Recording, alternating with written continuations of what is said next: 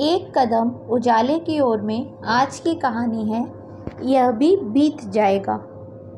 एक सम्राट ने अपने सोनार को बुलाया और कहा, मेरे लिए एक सोने का छल्ला बनाओ और उसमें एक ऐसी पंक्ति लिख देना जो मुझे हर घड़ी में काम आए। दुख हो तो काम आए, सुख हो तो काम आए। सोनार ने छल्ला तो बनाया, सुंदर छल्ला बनाया, हीरा जड़ा, लेकिन बड़ी मुश्किल में पड़ा था कि ऐसा वचन क्या लिखूं जो हर वक्त काम आए। कुछ भी लिखूंगा वह किसी समय काम आ सकता है, किसी खास घड़ी में, किसी संदर्भ में, लेकिन हर घड़ी में, जीवन के हर संदर्भ में काम आए ऐसा वचन कहाँ से लिखूं, कैसे लिखूं? वह पागल हुआ जा रहा था। फिर उसे याद आया, एक फ़कीर गांव में आया है, उससे पूछ लें।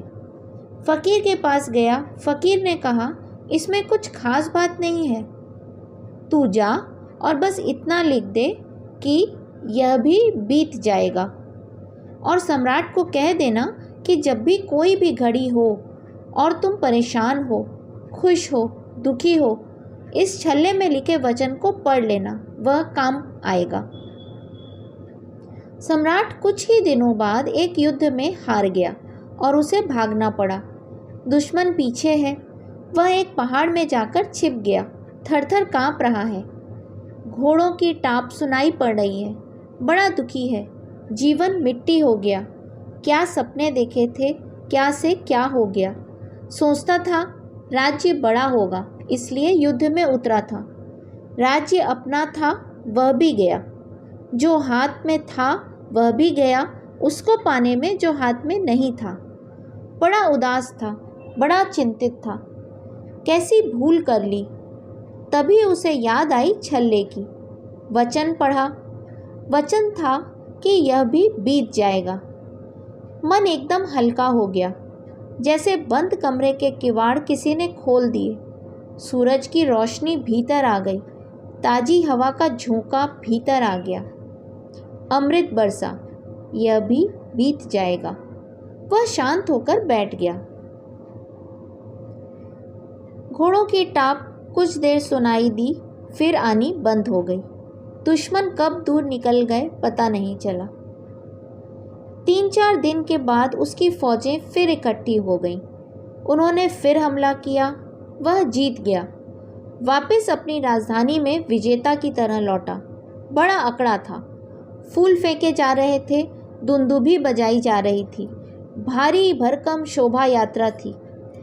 तभी अकड़ के उस क्षण में उसे अपना हीरा चमकता हुआ दिखाई पड़ा, अंगूठी का। उसने फिर वह वचन पढ़ा, यह भी बीत जाएगा, और चित्त फिर हल्का हो गया। जैसे कोई द्वार खुला, रोशनी भर गई।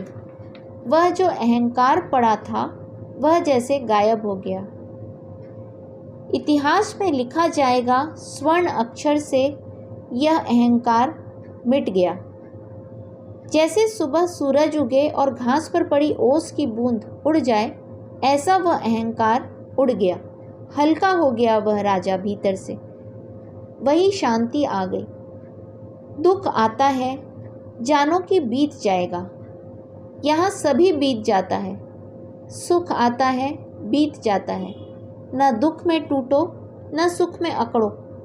न दुख में उदास हो जाओ, न सुख में फूल जाओ, कुप्पा हो जाओ।